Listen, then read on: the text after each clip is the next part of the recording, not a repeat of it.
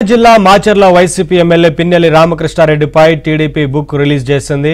పిన్నెల్లి పైశాచికం పేరుతో టీడీపీ నేతలు బుద్దా వెంకన్న, దేవినేని ఉమ, అశోక్ బాబు కలిసి ఓ పుస్తకాన్ని ముద్రించి ఆవిష్కరించారు. ఈ పుస్తకంలో పిన్నెల్లి సోదరులు చేసిన అరాచకాలకు సంబంధించి పూర్తి వివరాలను పొందుపరిచినట్లు టీడీపీ నేతలు వెల్లడించారు.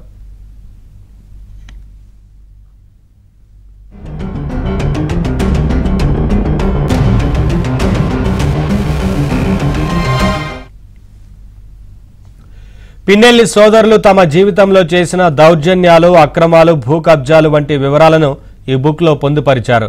పిన్నెల్లి మాఫియా చేసిన హత్యలు, దాడులు, వాటికి సంబంధించిన వార్తా కథనాల ఫోటోలను సైతం ఈ పుస్తకంలో ఉంచారు.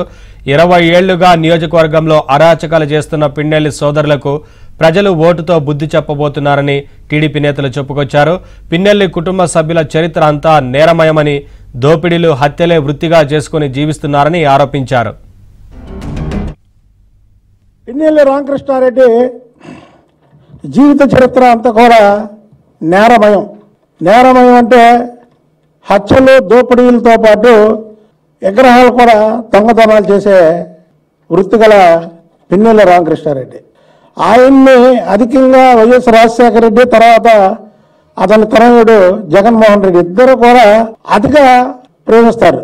ఎందుకంటే ఇతనుకున్నటువంటి ఏమున్నాయంటే ఈయన దగ్గర దోపిడీలు, దొంగతనాలు, హత్యలు ఉన్నాయి. కాబట్టి ఆ తండ్రి కొడుకులు ఇతన్ని పెంచి పోషించి మాచర్లలో 2004 నుంచి 2019 వరకు అతనికి ఎదురు లేకుండా అతనికి కావాల్సినటువంటి డబ్బు ఎలా సంపాదించుకోవాలో, దోపిడీ ఎలా చేసినా సరే మాచర్లో ఒక సపరేట్ చట్టం ఏదైతే స్థానిక సంస్థల ఎన్నికల్లో నామినేషన్లు ఎవరితో వేయనివ్వకుండా ఏకగ్రీవంగా గెలిచిన తర్వాత జగన్మోహన్ రెడ్డి వాళ్ళ ఎమ్మెల్యేలకు చూపించారంట ఒక మోడల్ కేసుగా. పిన్నెల్లిని ఆదర్శంగా తీసుకోండి, ఇవాళ ఏ విధంగా స్థానిక సంస్థలు, మున్సిపాలిటీని గెలిచాడో ఆ విధంగా మీరు అందరూ కూడా రాబోయే ఎన్నికల్లో పనిచేయాలి అని జగన్మోహన్ రెడ్డి చెప్పాడంటే ఇక ఏ స్థాయిలో ఈ అరాచకం, ఇటువంటి కేస్ స్టడీస్ అన్నీ కూడా బయటకు వస్తాయి త్వరలోనే. అట్లాగే మాచర్లో ఎన్నికల ప్రచారానికి వెళ్ళినప్పుడు జగన్మోహన్ రెడ్డి చెప్పిన మాటలో పిన్నెల్లి రామకృష్ణారెడ్డిని పట్టుకొని నా స్నేహితుడు, మంచివాడు, సౌమ్యుడు, మీరు గెలిపించండి ఇంకా బాగా పైకి తీసుకెళ్తానన్నాడు. అందుకనే ఈవీఎంలు ధ్వంసం చేసేదాకా వచ్చాడు.